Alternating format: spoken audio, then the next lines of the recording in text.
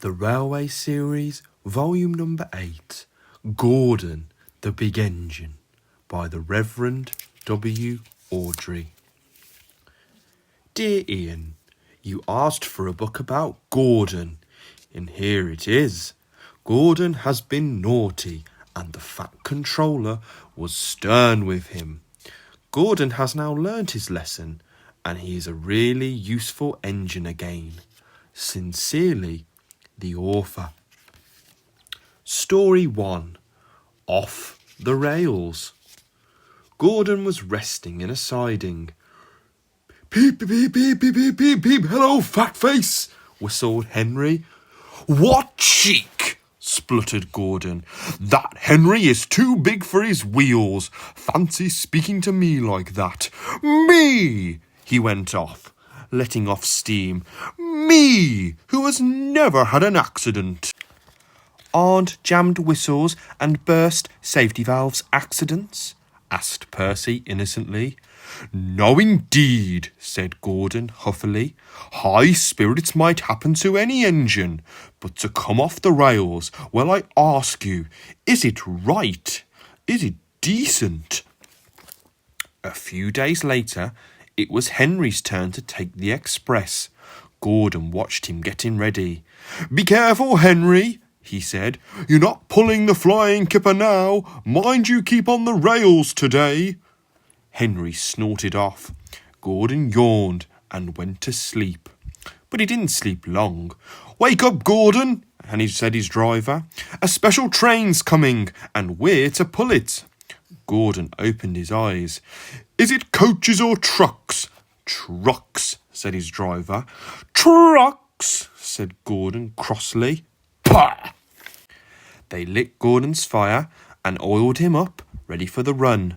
The fire was sulky and wouldn't burn, but they couldn't wait, so Edward pushed him to the turntable to get him ready, facing the right way. I won't go, grumbled Gordon. Don't be silly, puffed Edward. Gordon tried hard, but he couldn't stop himself being moved. At last he was on the turntable. Edward was uncoupled and backed away, and Gordon's driver and fireman jumped down to turn him round. The movement had shaken Gordon's fire.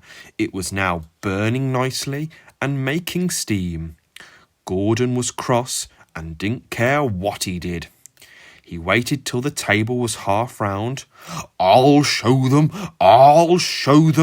he hissed and moved slowly forward. He was meant to only go a little way, just far enough to jam the turntable and stop it turning, as he had done once before. But he couldn't stop himself, and slithering down the embankment, he settled in a ditch. Oof! He hissed as his wheels churned the mud. Get me out! Get me out! Not a hope, said the driver and fireman. You're stuck, you silly great engine. Don't you understand that? They telephoned the Fat Controller.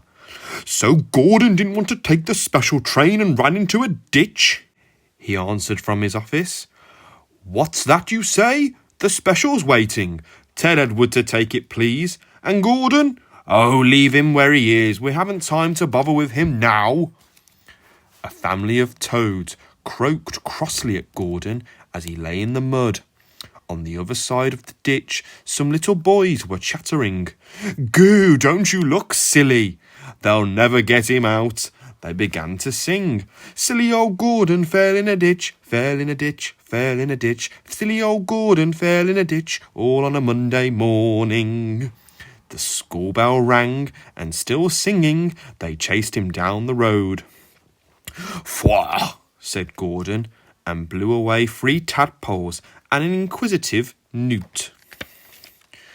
Gordon lay in the ditch all day. Oh dear, he thought, I shall never get out. But that evening they bought floodlights.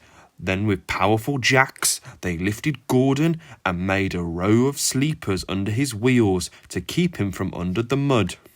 Strong wire ropes were fastened to his back end, and James and Henry, pulling hard, at last managed to bring him to the rails. Late that night, Gordon crawled home, a sadder and wiser engine.